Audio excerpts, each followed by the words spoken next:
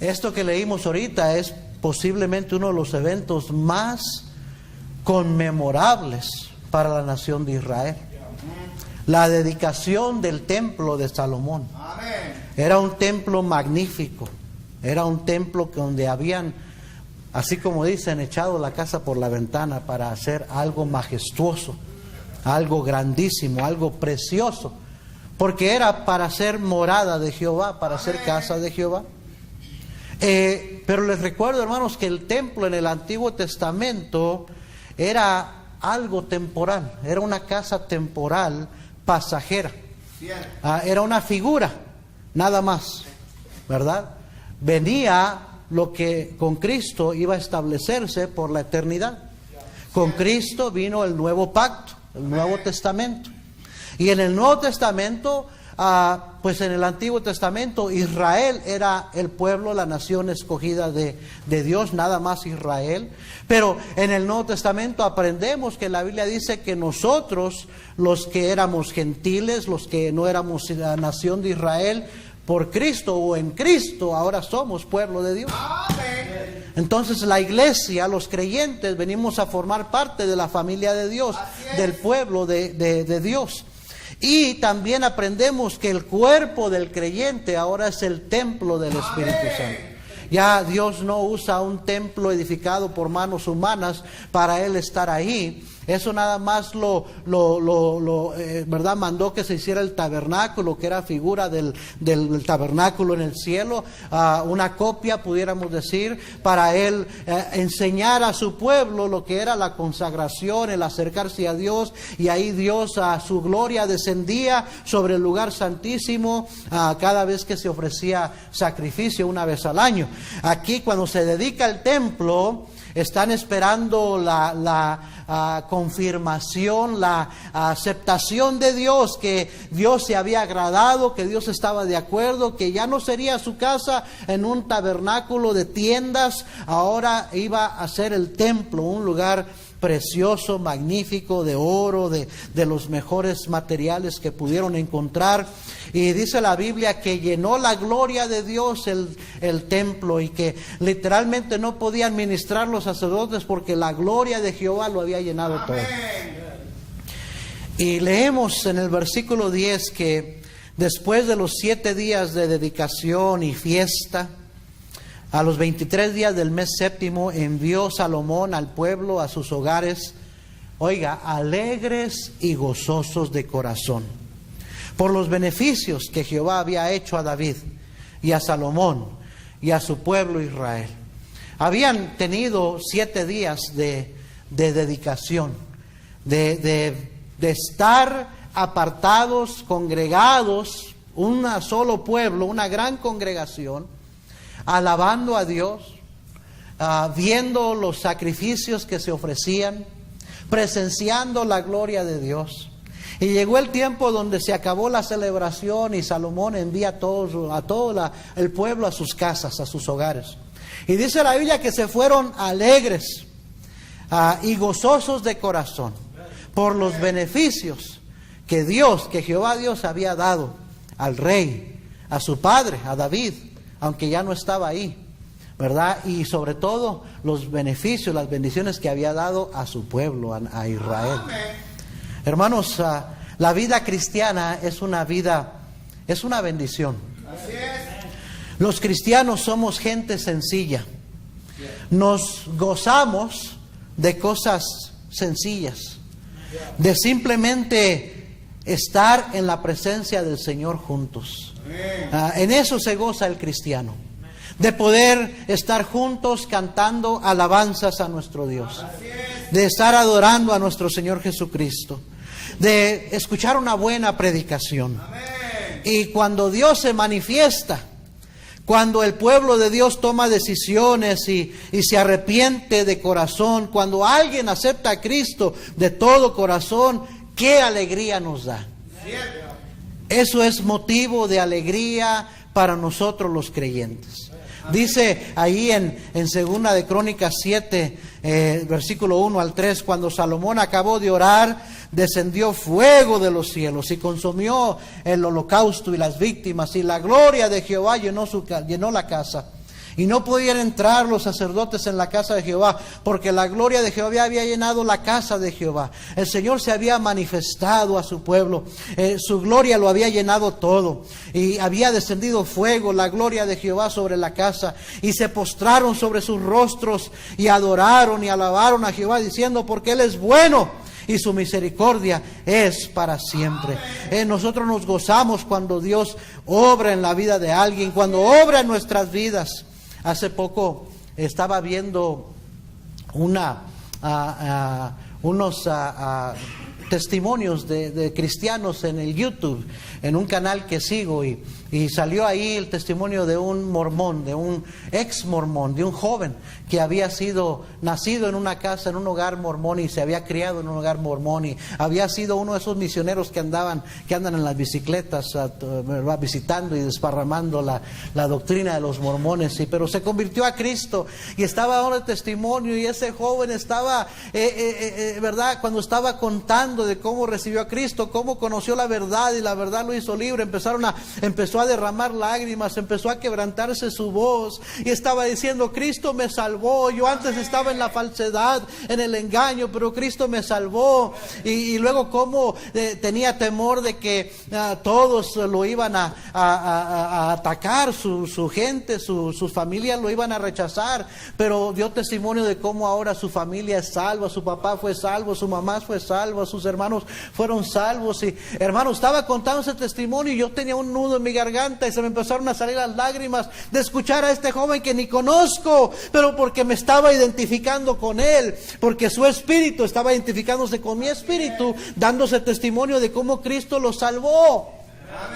Y venía gozándome ahí, diciendo cómo quisiera que los jóvenes de nuestra iglesia vieran este testimonio. Mire, es innegable, es inconfundible cuando alguien verdaderamente le entrega su vida a Cristo, y cuando Dios ha obrado en la vida de alguien, se nota, se escucha, se ve la diferencia.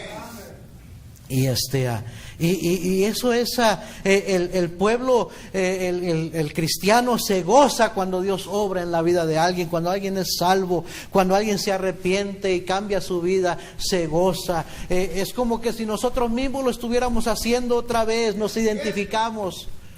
Dice la Biblia en el versículo 10 que el pueblo se fue a sus hogares alegres y gozosos de corazón por los beneficios que Jehová había hecho a David y a Salomón y a su pueblo de Israel. Hermano, vuelvo a repetir, el cristiano se alegra de las bendiciones de Dios en las vidas de otros y sobre el pueblo de Dios, no nada más cuando Dios nos bendice a nosotros. Claro que nos alegramos cuando Dios nos bendice a nosotros, pero también nos alegramos cuando Dios bendice a otros cristianos y cuando obra en la iglesia. Amén, hermanos. Parece ser que mientras estamos aquí congregados como iglesia, o quizás en un retiro como el que acabamos de ir y regresamos a, ¿verdad?, como cuando vamos a un campamento o viajamos a una conferencia, que mientras estamos ahí congregados y cantando y alabando y escuchando predicación y tomando decisiones, pareciera que los problemas allá afuera se desvanecen, que se hacen menos importantes, casi como que si dejaran de existir. ¿Sabe? Dios quiso que así fuera, que la iglesia fuese una ciudad de refugio y que fuera un preview, como dicen, ¿verdad? Cuando ha visto un preview de una movie, un cachito que le dejan ver de qué se va a tratar la película, un preview. El Señor quiso que la iglesia, nuestro congregarnos, fuera un preview, un avance, un adelanto de lo que va a ser la eternidad en el cielo. Amén. Cuando estemos ahí con el Cordero sentados a la mesa del Señor y alabando delante del trono de Dios, hermano, va a ser, esto es un cachito, una probadita de lo que va a ser toda la eternidad. Amén. Efesios capítulo 1, versículo 15, mire lo que dice la Biblia ahí. Deje una marca en 2 de Crónicas 7, al rato regresamos allí. Pero Efesios 1.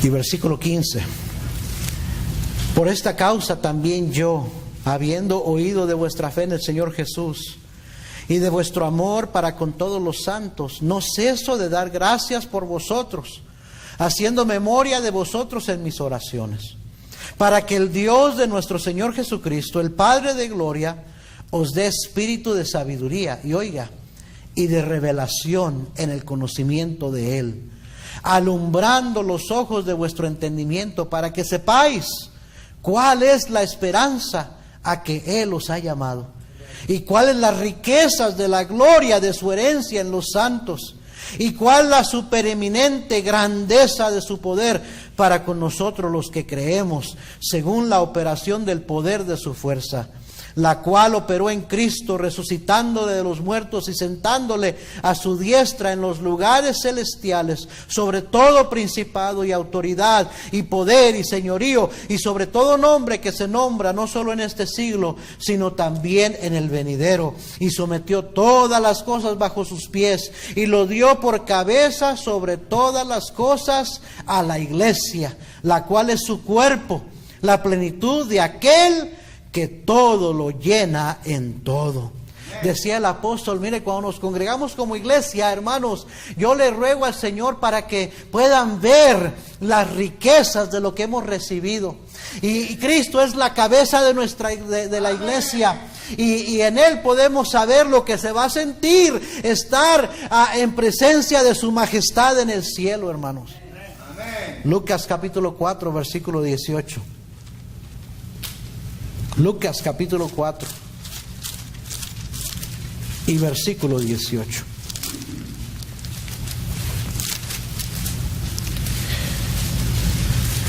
El Señor Jesucristo se pone de pie en la sinagoga y abre el libro del profeta Isaías, y halla el lugar donde estaba escrito, versículo 18: el Espíritu del Señor está sobre mí, por cuanto me ha ungido para dar buenas nuevas a los pobres.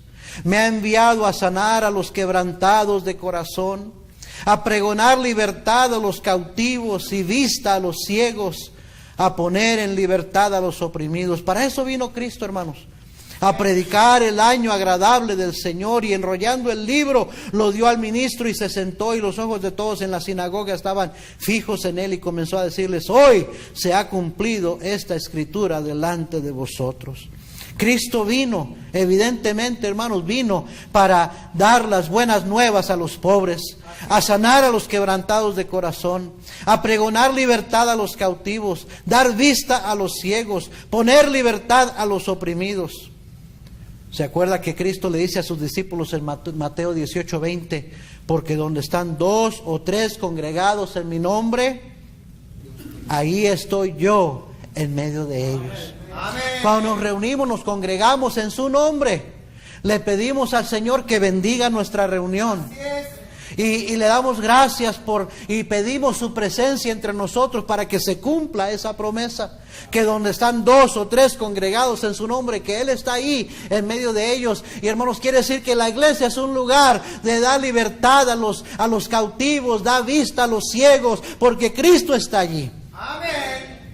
Que Él sana a los quebrantados de corazón. A eso venimos a la iglesia. Así es. Y es por eso que es tan importante no dejar de congregarnos como algunos tienen por costumbre. Miren Mateo 6:25, por favor. Mateo 6, versículo 25.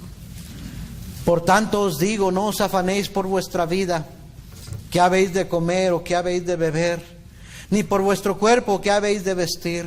¿No es la vida más que el alimento y el cuerpo más que el vestido? Sí, es cierto que tenemos que trabajar. Es cierto que tenemos que salir a hacer nuestros asuntos, nuestras obligaciones. Es cierto, pero dice el Señor, eso no es todo en la vida. Hay cosas que son más importantes.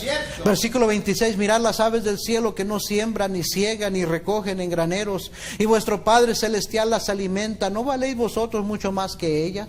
¿Y quién de vosotros podrá, por mucho que se afane, añadir a su estatura un codo? Y por el vestido, ¿por qué os afanáis? Considerad los lirios del campo, cómo crecen, no trabajan ni hilan. Pero os digo que ni aun Salomón con toda su gloria se vistió así como uno de ellos. Y si la hierba del campo, que hoy es y mañana se echa en el horno, Dios la viste así, ¿no hará mucho más a vosotros, hombres de poca fe? No os afanéis pues diciendo qué comeremos o qué beberemos o qué vestiremos. No quiere decir que no debe de pensar en estas cosas. Pero dice, no te afanes por estas cosas. Porque los gentiles, los inconversos, los que no tienen a Dios, buscan todas estas cosas. Pero vuestro Padre Celestial sabe que tenéis necesidad de todas estas cosas. Mas buscad primeramente el reino de Dios y su justicia, y todas estas cosas os serán añadidas. Por eso es importante venir a la iglesia el día domingo, el primer día de la semana. Porque el Señor quiere que le pongamos a Él primero en nuestras vidas. Él dice, busca primeramente el reino de Dios. No te preocupes de lo demás. Yo te voy a suplir lo que necesitas. No te voy a dejar desamparado. Si yo cuido de las aves, si yo cuido de las hierbas del campo, yo voy a cuidar también. Y si tú me pones a mí primero, yo me voy a encargar que todas estas cosas sean añadidas. Por eso es importante hacer tiempo para venir a la iglesia, para poner a Dios primero, porque la iglesia es un cachito, es un adelanto de lo que nos espera en la gloria, porque es nuestra oportunidad para acercarnos a Cristo, y donde está Cristo Él da sanidad a corazones quebrantados, Él da libertad a los que están oprimidos, Él sana, hermanos, almas heridas, Él ayuda al que no puede seguir adelante, Él da nuevas fuerzas. Esa es la iglesia, por eso venimos a la iglesia. Porque le estamos poniendo a Él primero y confiamos que Él va a suplir lo que necesitamos. Se pudiera decir que nosotros los cristianos, somos gente muy despreocupada, muy quitada de la pena, como dicen. Algunos llamarán eso ingenuidad, otros le llamarán irresponsabilidad. Es cierto que hay que tener un balance, hay que poner los pies sobre la tierra. Todavía estamos en este mundo, todavía no nos vamos al cielo. Sin embargo, sabemos que nuestra ciudadanía está en los cielos. Amén. Y que aquí somos peregrinos, que nada más vamos de paso. Así es. Dice la Biblia que cuando ya todo el pueblo se había ido a sus casas, Dios le habló a Salomón de noche y le dijo: yo he oído tu oración y he elegido para mí este lugar por casa de sacrificio.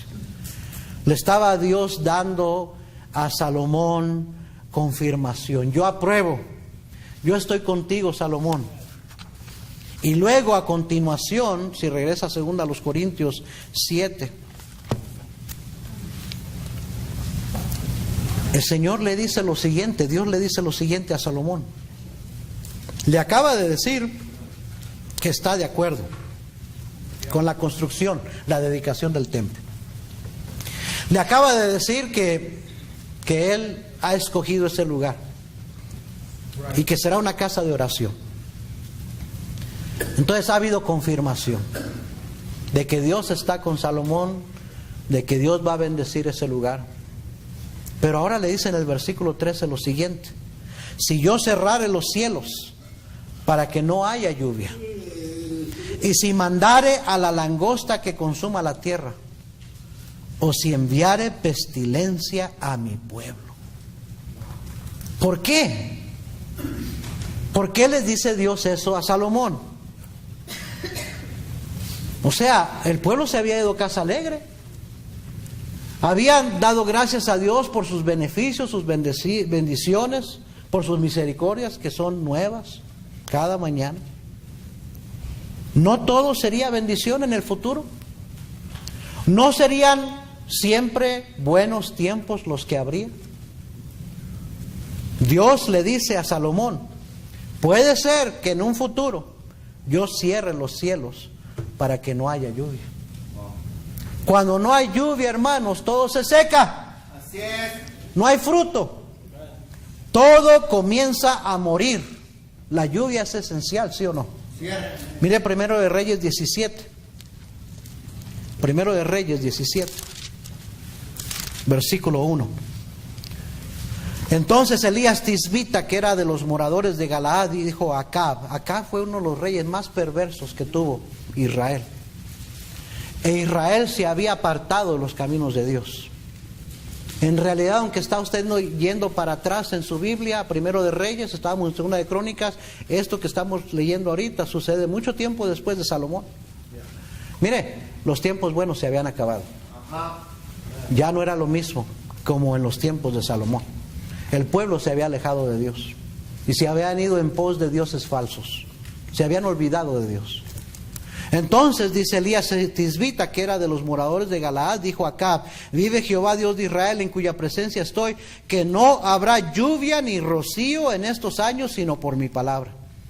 Y vino a él palabra de Jehová diciendo: apártate de aquí, vuélvete al oriente y escóndete en el arroyo de Querit, que está frente al Jordán. Beberás del arroyo, y yo he mandado a los cuervos que te den ahí de comer. Y él fue e hizo conforme a la palabra de Jehová, pues se fue y vivió junto al arroyo de Querit, que está frente al Jordán. Y los cuervos le traían pan y carne por la mañana, y pan y carne por la tarde, y bebía del arroyo. Pasados algunos días, y créame que pasaron muchos días, se secó el arroyo, porque no había llovido sobre la tierra. Y para hacer una historia larga, corta, todo empezó a secarse, el ganado empezó a morirse, dejó de haber alimentos, la cosa se puso desesperante. Tanto así que la gente se comía el estiércol de las palomas. Se vendían caras, porque eso es lo único que había para comer. La cosa se volvió crítica, porque si se fija en el capítulo 18, en el versículo 1 dice: pasado muchos días vino palabra de Jehová a Elías en el tercer año. 3 años habían pasado sin llover. Wow. Mire Salmo 65, 9.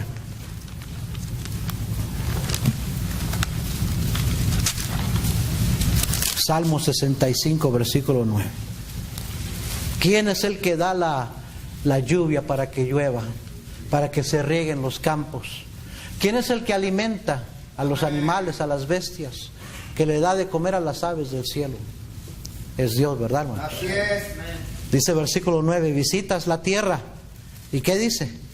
Y la riegas, en gran manera la enriqueces, con el río de Dios lleno de aguas, preparas el grano de ellos, cuando así la dispones. Haces que se empapen sus surcos, haces descender sus canales, la ablandas con lluvias, bendices sus renuevos. Tú coronas el año con tus bienes. Agarre eso, hermano. Tú coronas el año con tus bienes. ¿Sabe que el 2019 puede ser un año de bienes o puede ser un año de males? ¿Y sabe quién tiene control sobre eso? Dios. Así es. Dios. Tú coronas el año con tus bienes, y tus nubes destilan grosura. Destilan sobre los pastizales del desierto, y los collados se ciñen de alegría. Se visten de manada los llanos, y los valles se cubren de grano. Dan voces de júbilo y aún cantan. Hermanos, la lluvia es simbólica de la bendición de Dios. Así es. La Biblia dice que toda buena dádiva y todo don perfecto desciende de lo alto, del Padre de las luces, en el cual no hay mudanza ni sombra de variación. Toda bendición desciende de arriba, desciende de Dios. Él es el que da su bendición y está en control de mucho más de lo que nos imaginamos, hermanos. Creemos que somos que el hombre es tan sabio, la tecnología, los avances y todo, pero aún así no puede hacer llover. Y cuando no hay lluvia empieza a secarse todo y todo empieza a morir. Y Dios así lo quiso. Y en la Biblia el significado espiritual que da para el pueblo, que le daba al pueblo, es: mira, cuando se cierran los cielos y no hay lluvia, es que Dios está deteniendo su bendición. Dios no te está bendiciendo, y puede ser que en el futuro yo tenga que cerrar los cielos sobre tu vida para que no haya bendición. Así es. Salmo 68, 9 dice: abundante lluvia esparciste, oh Dios, a tu heredad exhausta, cansada, tú la reanimaste. Los que son de tu grey han morado en ella. Por tu bondad, oh Dios, has provisto al pobre. Por tu bondad has provisto al pobre. Por su bondad Él nos da un trabajo, nos da fuerzas para trabajar. Por su bondad Él suple lo que necesitamos. Él suple al pobre para que no se muera de hambre. Por su bondad. Amén. Dios le dice a Salomón: puede ser que yo detenga mi bendición sobre mi pueblo. También le dice: puede ser que en el futuro yo mande la langosta que consuma la tierra. En Amós 4:9 dice el profeta Amós: os herí, Dios hablando a su pueblo, os herí con viento solano y con oruga. La langosta devoró vuestros muchos huertos y vuestras viñas y vuestros higuerales y vuestros olivares, pero nunca os volvisteis a mí, dice Jehová. Dios está recordándole a su pueblo que había tenido que enviar la langosta, y anterior a eso les había enviado sequía para que se arrepintieran. Pero dice, ni aún así os volvisteis a mí, dice Jehová. ¿Recuerdan las langostas que envió, que vinieron a Egipto, que consumieron todo? Una de las plagas, ¿quién fue el que las envió? Dios, hermanos. Así es. Las langostas en la Biblia, mírenme aquí, las langostas, el significado espiritual para nosotros son los problemas. Amén. Los problemas, las preocupaciones, los gastos inesperados que disipan con lo que con mucho trabajo hemos logrado conseguir muchas veces.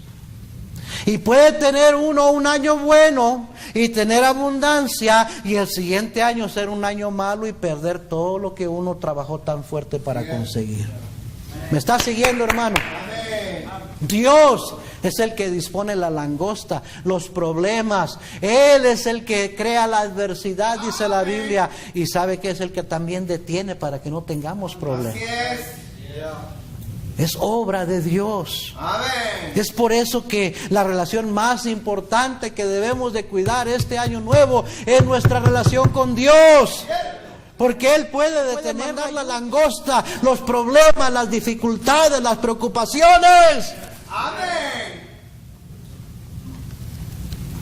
En Ageo capítulo 1, versículos 5 al 11, no vamos a ir ahí, pero usted recuerda que el pueblo de Dios no quería hacer caso a Dios. No querían edificar la casa de Dios, y el Señor les dice, trabajáis mucho, pero no tienes de lo que trabajas. Recoges mucho, pero se te va como en saco roto. Dice, lo que te queda, yo lo disiparé. Con un viento, con un soplo te lo disiparé. Dice, ¿por qué? Porque lo más importante, la obediencia a mí, no estás haciéndolo. Amén. No me estás haciendo caso.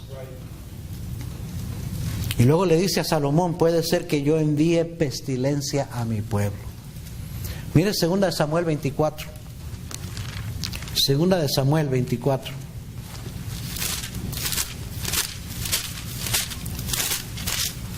Y versículo 15. Y Jehová envió la peste sobre Israel. Ahora, ¿por qué Dios hizo esto?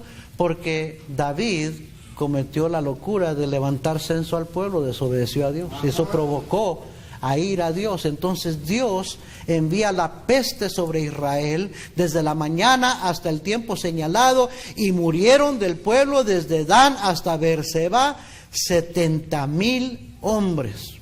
¿Sabe lo que es la pestilencia? La peste son enfermedades. Así es. Y oiga bien, las enfermedades muchas veces es la manera en que Dios juzga y castiga. No nada más a un individuo, a veces a toda una nación. En Ezequiel capítulo 6, versículo 11, dice la Biblia, así ha dicho Jehová el Señor, palmotea con tus manos y golpea con tu pie, le estaba diciendo Ezequiel, y di, ay por todas las grandes abominaciones de la casa de Israel, porque con espada y con hambre y con pestilencia caerán. Dios muchas veces castiga deteniendo su bendición, enviando problemas y hasta enfermedades. No estoy exagerando. Creemos que la ciencia médica ha avanzado tanto que ya no hay pestilencias, pero estamos equivocados. Google, como dicen, busquen en Google las top 10 incurable diseases worldwide. Las 10 enfermedades incurables en el mundo, y se va a asombrar de cuántas enfermedades incurables hay hoy en día. Entre más avanza la ciencia médica, más con el tiempo, más enfermedades incurables hay hoy que hace 100, 200 años atrás. ¿Me está siguiendo, hermano? Amén. Pero ¿por qué suceden cosas así? ¿Por qué no siempre todo es bendición? ¿Por qué no siempre son años buenos? ¿Por qué no siempre hay alegría en la vida cristiana? Proverbios 26:2 dice, como el gorrión en su vagar y como la golondrina en su vuelo, así la maldición nunca vendrá sin causa. Lo que está diciendo Dios es, no es porque yo la traigo contra ti, no es porque a mí se me antoja hacerte la vida difícil, es porque algo has hecho tú. Es porque algo no está bien en tu vida que tengo que permitir estas cosas que vengan sobre ti. Amén. La maldición nunca vendrá sin causa. Si todo no marcha bien, si Dios detiene su bendición, no es culpa de Dios. No es culpa de Dios. Regrese a segunda de Crónicas 7.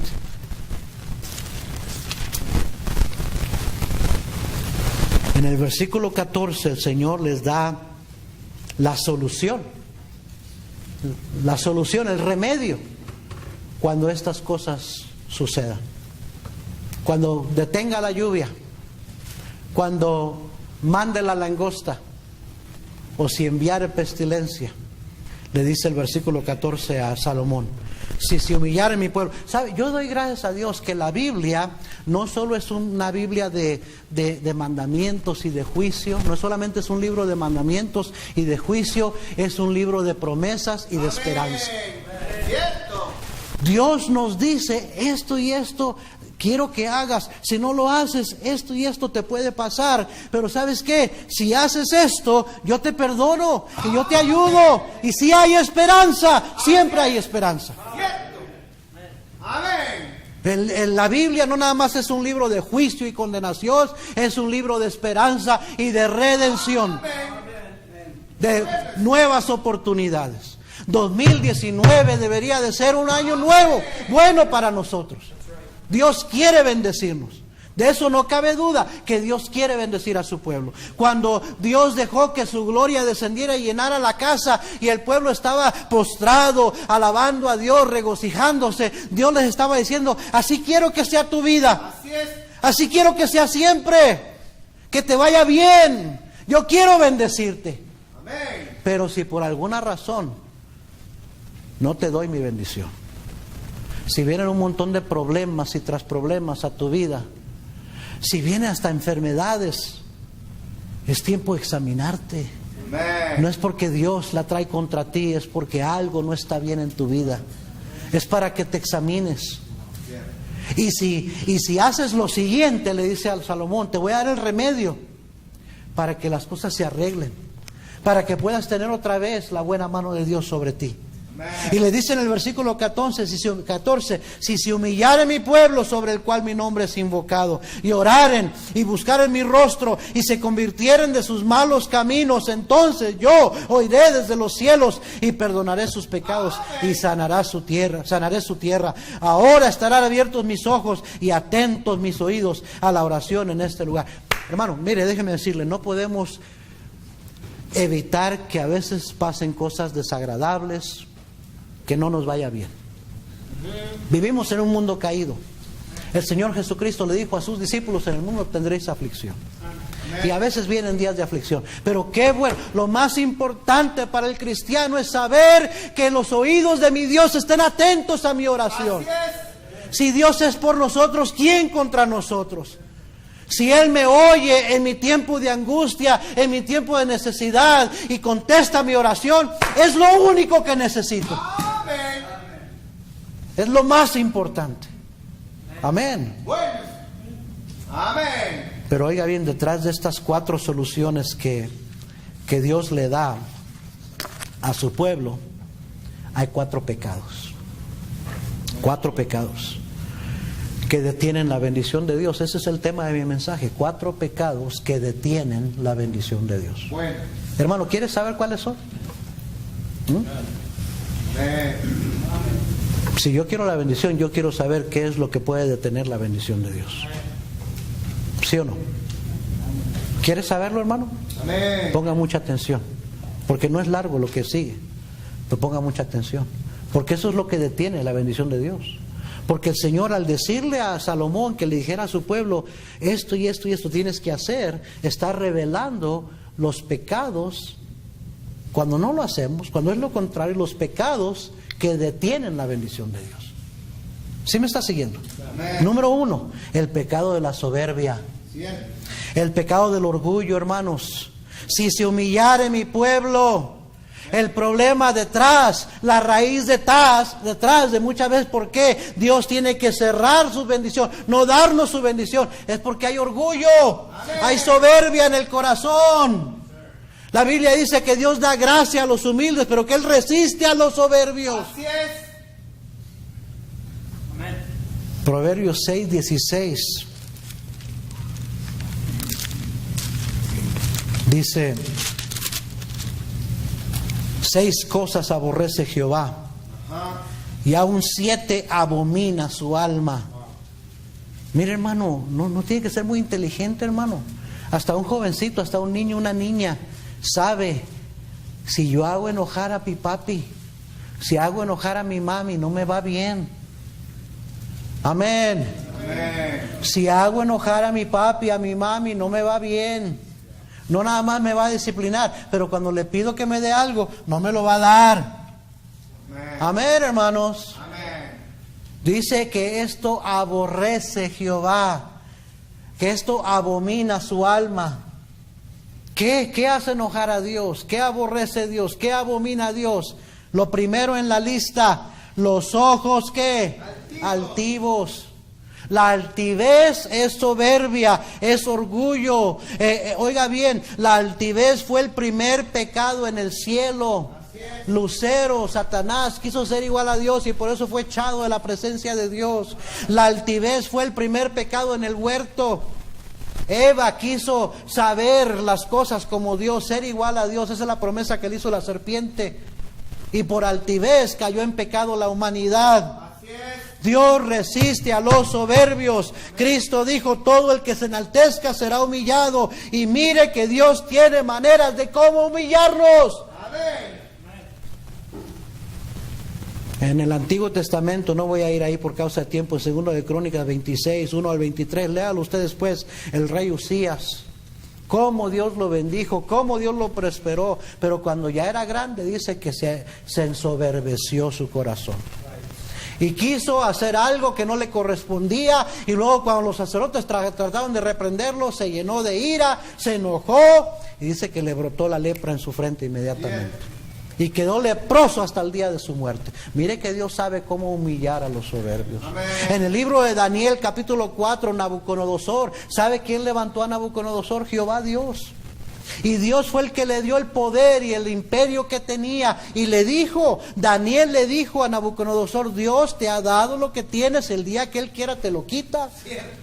Pero Daniel se ensoberbeció y un día andaba paseándose, viendo su reino y diciendo: mira todo lo que yo he conseguido, mira todo lo que es mi gloria. Y dice que en ese momento perdió la razón, quedó como un loco, enloqueció, perdió la mente. Y anduvo como un animal, como una bestia, 7 años. Perdió su reino, lo dejaron en el olvido, andaba en el monte como un loco, sin ropa. Hasta que reconoció, de repente reconoció que había hecho mal. Y reconoce a Jehová Dios que le había dado todo. Se humilló delante de Dios y Dios lo levantó otra vez, le dio otra vez su imperio. Amén. Y dijo estas palabras Nabucodonosor: Él sabe cómo humillar a los soberbios, a los que andan con soberbia. Dios sabe cómo humillarte, hermanito, hermanita. Dios sabe cómo humillarme a mí. Tenga cuidado, porque el orgullo, la soberbia es un pecado del corazón. Y Dios mira el corazón. Podemos saber fingir, podemos saber aparentar una cosa, pero a Dios no lo engañamos. Hay orgullo en su corazón, hermano, hermana. Orgullo para no hacer los cambios que usted sabe que necesita, para no humillarse delante de Dios, para no reconocer que está mal. Lo que va a pasar es que Dios va a cerrar los cielos en su vida, va a detener su bendición, o quizás le va a mandar un montón de problemas y preocupaciones, o quizás algo peor, hasta una enfermedad, para humillarlo. Cierto. Un pecado que detiene la bendición de Dios es el orgullo. Amén. Y no me malentienda, voy a mencionar 4, hay muchos pecados, chorro de pecados, pero estos son pecados del corazón. Amén. Son pecados que solamente Dios ve. Sabemos ocultarnos muy bien. El borracho, todo el mundo sabe que es borracho, tiene el pecado de la borrachera. Dios tiene más misericordia de un borracho que de un orgulloso. ¿Me está siguiendo?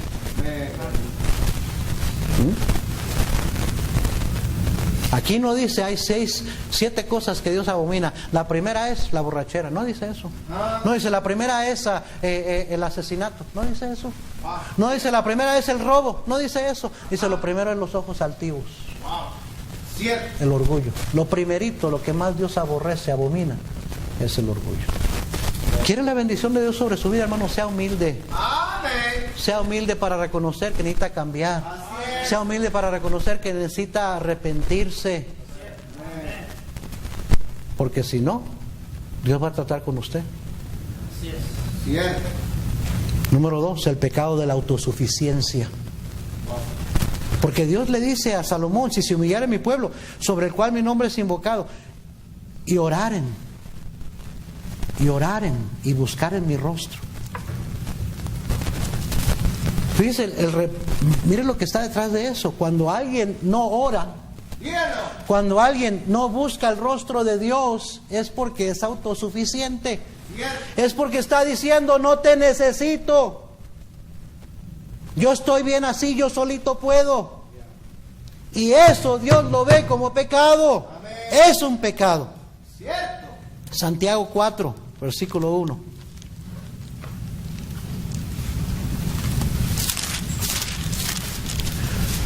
¿De dónde vienen las guerras y los pleitos entre vosotros? ¿No es de vuestras pasiones las cuales combaten en vuestros miembros? Codiciáis y no tenéis, matáis y ardéis de envidia y no podéis alcanzar, combatís y lucháis, pero no tenéis lo que deseáis, porque no pedís, no pides, no oras. Pedís y no recibís, porque pedís mal para gastar en vuestros deleites. Oh almas adúlteras, ¿no sabéis que la amistad del mundo es enemistad contra Dios? Cualquiera pues que quiere ser amigo del mundo se constituye enemigo de Dios. Dice, muchos cristianos van y corren al mundo, que el mundo les ayude con sus necesidades y sus problemas, en vez de confiar más en Dios y buscar a Dios, buscar el rostro de Dios. No tienes tiempo para Dios, no buscas a Dios, no te humillas delante de Dios, y tú buscas en el mundo. Dice, eres un adúltero espiritual, porque buscas más al mundo que buscarme a mí. Amén. ¿Me estás siguiendo, hermano? Amén. Santiago 4, versículo 13, ahí adelantito. Vamos ahora los que decís, hoy y mañana iremos a tal ciudad y estaremos allá un año y traficaremos y ganaremos. Dice, tú haces tus planes. Voy a hacer esto, voy a hacer aquello, voy a comprarme esto. Vamos a ir a tal lugar. Tengo mis planes todos trazados para el año nuevo. Dice, cuando no sabéis lo que será mañana, porque ¿qué es vuestra vida? Ciertamente es neblina que se aparece por un poco de tiempo y luego se desvanece. En lugar de lo cual deberíais decir, si el Señor quiere. ¿Se ha puesto a orar sobre ese plan, sobre esa meta que tiene para decir, Señor, ¿tú lo quieres? Amén. ¿Estás de acuerdo, Señor? ¿Es tu voluntad, Señor? Si el Señor quiere, viviremos y haremos esto o aquella. Pero ahora os jactáis en vuestras soberbias, toda jactancia semejante es mala. Y al que sabe hacer lo bueno y no lo hace, le es pecado. ¿Qué dice Primera de Tesalonicenses 5:17? ¿Qué dice? Orad sin cesar. Y al que sabe hacer lo bueno y no lo hace, le es que pecado. El pecado de la autosuficiencia. Es pecado no orar. Y no oramos porque somos autosuficientes. Hermano, Dios sabe, vuelvo a repetir, Dios sabe cómo humillarnos y despojarnos para llevarnos a nuestras rodillas. Él sabe cómo hacerlo. ¿Sabe por qué no oran muchos cristianos? Porque no estás pasando por un serio problema. Pero entonces Dios dice, te voy a mandar un serio problema para a ver si así oras. Amén. Déjeme preguntarle, ¿cuántos quieren aquí un serio problema en el 2019?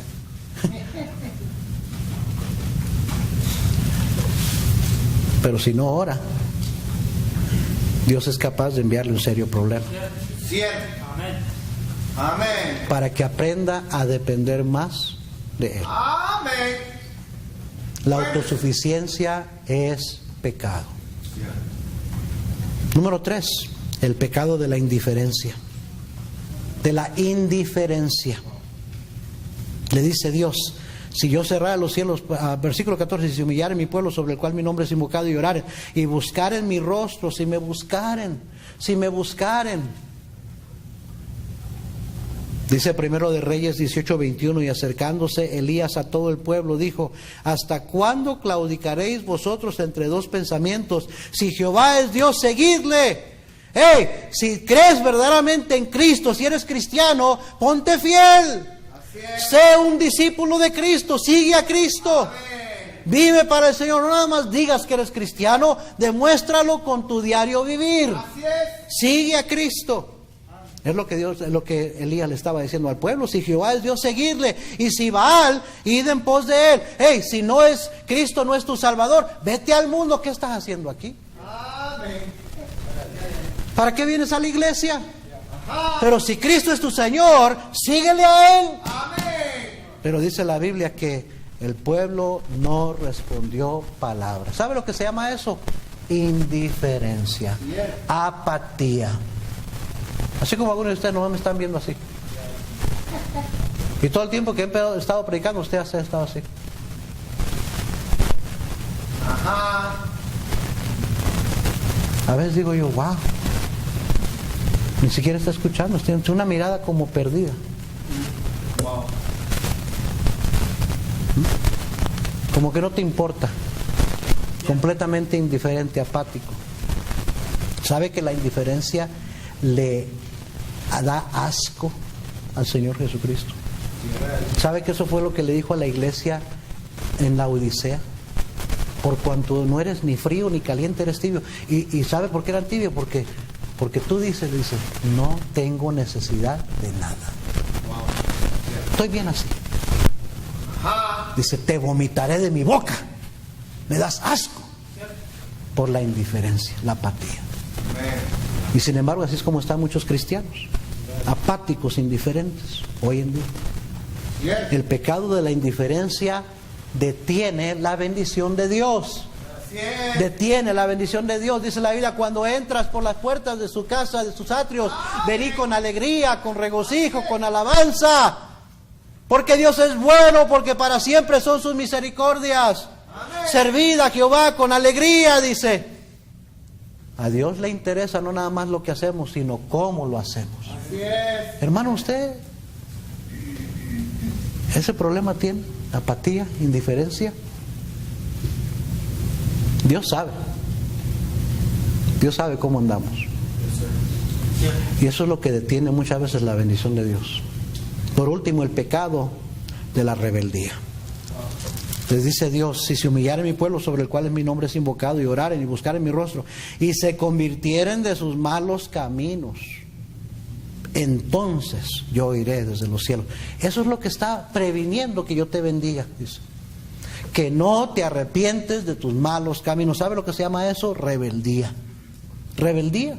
Rebeldía es saber que debo de hacer algo y no lo hago. Saber que tengo que arrepentirme y no lo hago. Porque no me da la gana. Eso es rebeldía. Es triste cuando un cristiano literalmente ya descaradamente se lo dice a uno en su cara. Eso me dijeron a mí hace poco. Mira, yo siempre he sido el rebelde. ¿Pero qué? Y digo yo, wow, ¿no tienes temor de Dios? Primera de Samuel 15:23 dice Dios, porque como pecado de adivinación es la rebelión. ¿Sabe lo que es el pecado de adivinación? La brujería, la hechicería. No cabe duda que eso a Dios no le agrada, que es más que eso abomina a Dios. Pero dice, igual que eso es la rebelión, la rebeldía. Como el pecado de adivinación. Y como ídolos e idolatría, la obstinación. ¿Sabe qué es la obstinación? La terquedad. Así es. No me mueve, no cambio, no hago nada. Yo así me quedo. Wow. La obstinación. Jeremías 8, versículo 5, ya estoy terminando. Jeremías 8.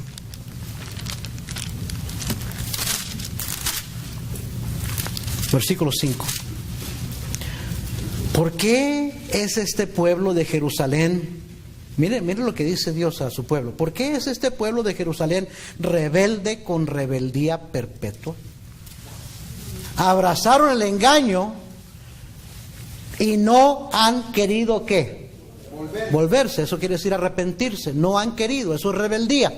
No han querido arrepentirse, volverse. Escuché y oí. No hablan rectamente. ¿Sabe que Dios escucha todo lo que andamos diciendo? No hablan rectamente. No hay hombre que se arrepienta de su mal diciendo, ¿qué he hecho? ¿Qué he hecho? ¿Qué he hecho, Señor? Perdóname. Cuando uno vuelve en sí. ¿Se acuerda cuando el hijo pródigo volvió en sí? ¿Qué estoy haciendo aquí? Como cuando de repente se le prende el foco, ¿no? Y uno dice, what am I doing? ¿Qué estoy haciendo? ¿Qué he hecho? Señor, estoy mal. Dice, yo los he oído hablar, dice, y no hay ni uno que diga qué he hecho. Cada cual se volvió a su propia carrera, como caballo que arremete con ímpetu a la batalla. Versículo 7, aún la cigüeña en el cielo conoce su tiempo, y la tórtola y la grulla y la golondrina guardan el tiempo de su venida, pero mi pueblo no conoce el juicio de Jehová. Dice, los pájaros son más obedientes que mis hijos, que mi pueblo. Mire Isaías 30, unas páginas hacia atrás. Isaías 30, versículo 9.